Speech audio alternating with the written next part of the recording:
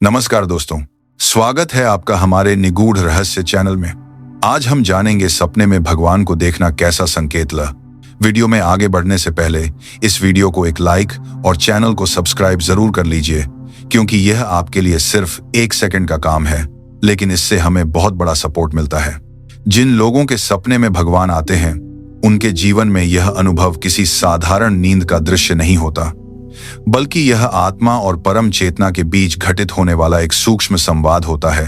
परमहंस योगानंद कहते हैं कि जब मनुष्य का मन कुछ समय के लिए इच्छाओं, भय और अहंकार से मुक्त हो जाता है, तब उसकी चेतना ईश्वर की तरंगों को ग्रहण करने लगती है।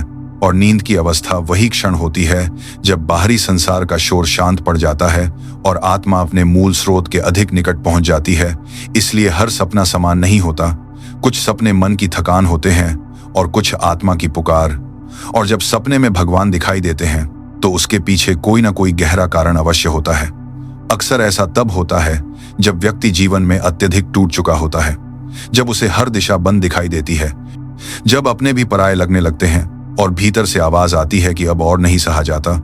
ऐसे समय में भगवान सामने आकर कुछ नहीं कहते, बल्कि सपने के माध्यम से यह एहसास कराते हैं कि तुम अकेले नहीं हो, तुम्हारे साथ एक अदृश्य शक्ति खड़ी है। योगानंद बताते हैं कि ईश्वर शब्दों से नहीं, शांति से बात करते हैं। इसीलिए ऐसे सपने के बाद व्यक्ति के मन में अजीब सी शांति उतर आती है, डर कम हो जाता है, आंखों में बिना कारण नमी आ जाती है और दिल भीतर से झुक जाता है। यह संकेत होता है कि आत्मा ने ईश्वर की उपस्थिति को छू लिया है। बहुत लोग यह सोचते हैं कि भगवान हर किसी को क्यों नहीं दिखते, तो इसका उत्तर यह है कि ईश्वर सबके भीतर है, लेकिन हर किसी का मन उस फ्रीक्वेंसी पर नहीं होता जहां उस अनुभूति को पकड़ा जा सके। जब व्यक्ति का जीवन सच्चाई, करुणा और भीतर की ईमानदारी की ओर मुड़ने लगता है, तब उसकी चेतना शुद्ध होने लगती है और वही शुद्धता स्वप्न के माध्यम से ईश्वर को आकर्षित करती है।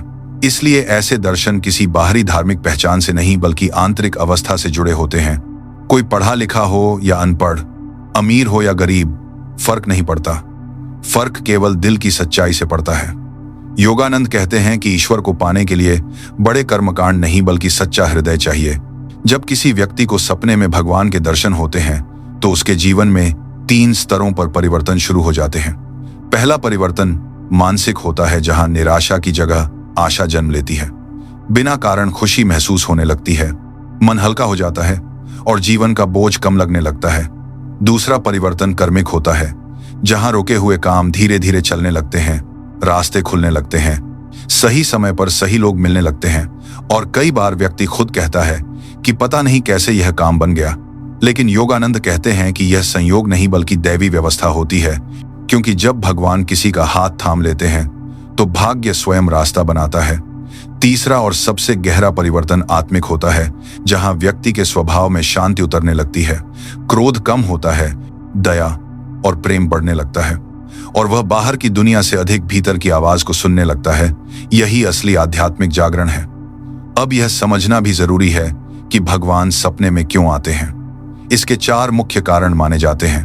पहला, जब व्यक्ति किसी बड़े कष्ट से गुजर रहा होता है और उसे भीतर से संभालने की आवश्यकता होती है। दूसरा, जब जीवन में कोई बड़ा शुभ परिवर्तन आने वाला होता है और आत्मा को उसके लिए तैयार किया जा रहा होता है। तीसरा, जब व्यक्ति की भक्ति निश्चल होती है और ईश्वर उसे अपने सान्निध्य का अनुभव कराना चाहते हैं। और चौथा, जब व्यक्ति किसी गलत रास्ते पर बढ़ रहा होता है और भगवान उसे समय रहते रोकना चाहते हैं। इसलिए ऐसे सपने को कभी हल्के में नहीं लेना चाहिए, क्योंकि यह आत्मा को मिला हुआ एक आह्वान होता है। लेकिन योगानंद यह भी कहते हैं कि सपना केवल संकेत है, असली जिम्मेदारी उसके बाद शुरू होती है, क्योंकि भगवान के दर्शन के बाद व्यक्ति का हर विचार और हर कर्म अधिक महत्व रखता है। सबसे पहला भाव जो ऐसे अनुभव के बाद आना चाहिए, वह है कृतज्ञता। मन ही मन ईश्वर को धन्यवाद देना कि आपने मुझे यह संकेत दिया। दूसरा भाव आत्मनिरीक्षण का होना चाहिए। अपनी आदतों, अपने व्यवहार और अपने विचारों को शुद्ध करने का प्रयास करना चाहिए, क्योंकि ईश्वर वहीं ठहरते हैं जहां परिवर्तन की इच्छा होती है। और तीसरा सबसे महत्वपूर्ण है स्वप्न के संदेश को समझना, क्योंकि भगवान कभी सीधे आदेश नहीं देते, बल्कि संकेत देते हैं। कभी मुस्कान से, कभी मौन से, कभी प्रकाश से और कभी केवल उपस्थिति से। और इन्हीं संकेतों में जीवन की दिशा छिपी होती है। ऐसे स्वप्न के बाद व्यक्ति के चारों ओर एक सूक्ष्म सुरक्षा कवच सक्रिय हो जाता है, जिसे आम लोग महसूस नहीं कर पाते, लेकिन उसका प्रभाव जीवन में साफ दिखाई देता है। संकट आते हैं लेकिन नुकसान नहीं कर पाते। गलत फैसले लेने से पहले मन रुक जाता है और कठिन समय में भी भीतर से आवाज आती है कि सब ठीक हो जाएगा। लेकिन यहाँ एक चेतावनी भी है।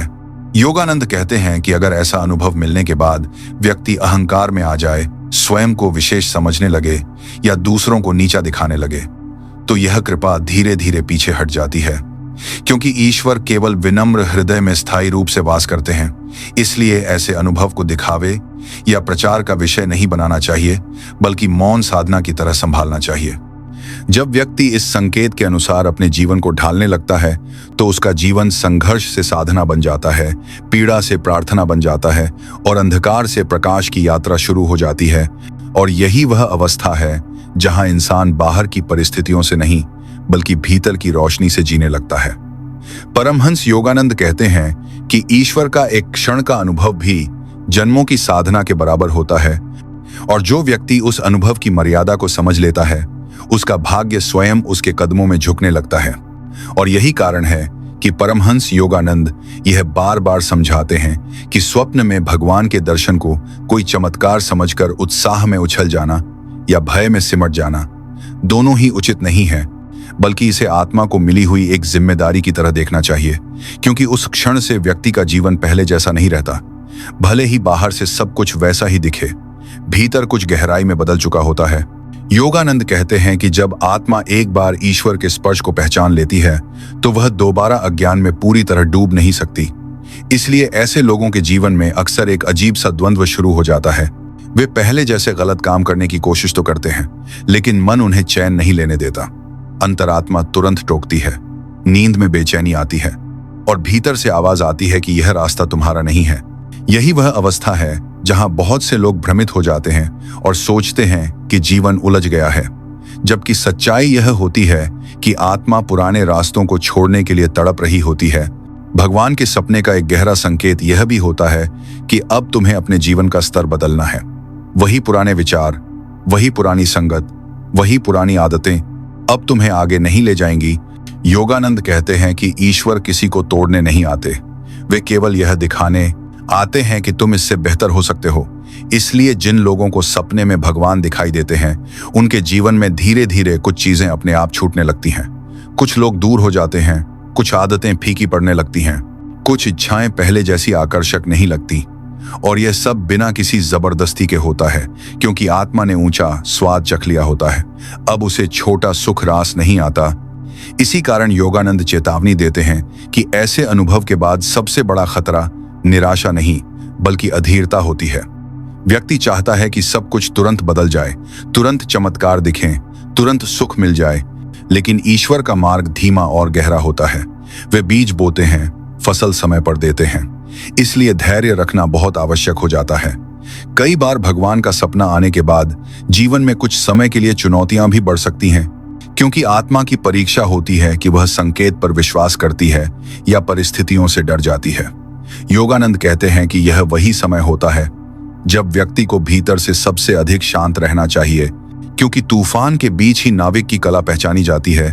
ऐसे समय में अगर व्यक्ति ध्यान, प्रार्थना या केवल मौन के साथ ईश्वर को याद करता रहता है, तो धीरे धीरे चीजें अपने आप स्पष्ट होने लगती हैं।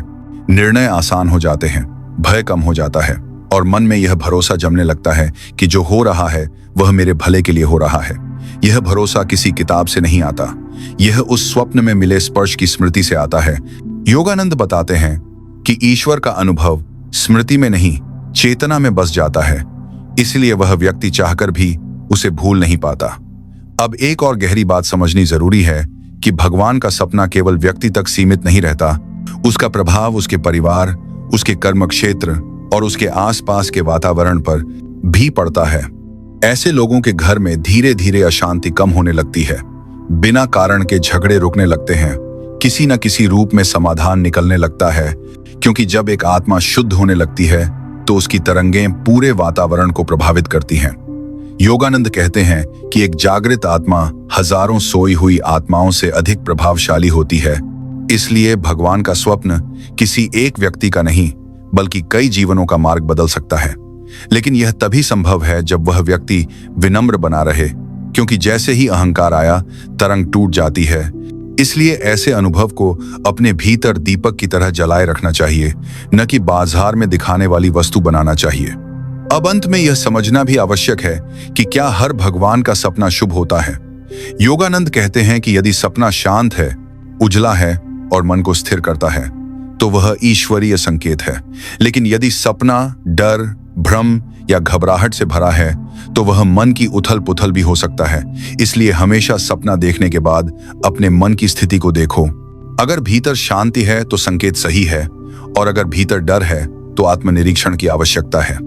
भगवान कभी डराकर नहीं बुलाते, वे प्रेम से आमंत्रण देते हैं। इसलिए जिन लोगों को सपने में भगवान दिखाई देते हैं, उनके लिए यह जीवन का सबसे बड़ा मोड़ हो सकता है, अगर वे इसे समझ लें, स्वीकार कर लें और धैर्य के साथ अपने कर्मों को शुद्ध करना शुरू कर दें। क्योंकि योगानंद के शब्दों में ईश्वर का एक संकेत पूरी जिंदगी बदल सकता है, लेकिन केवल उसी की जो उस संकेत के योग्य बनना चाहता है।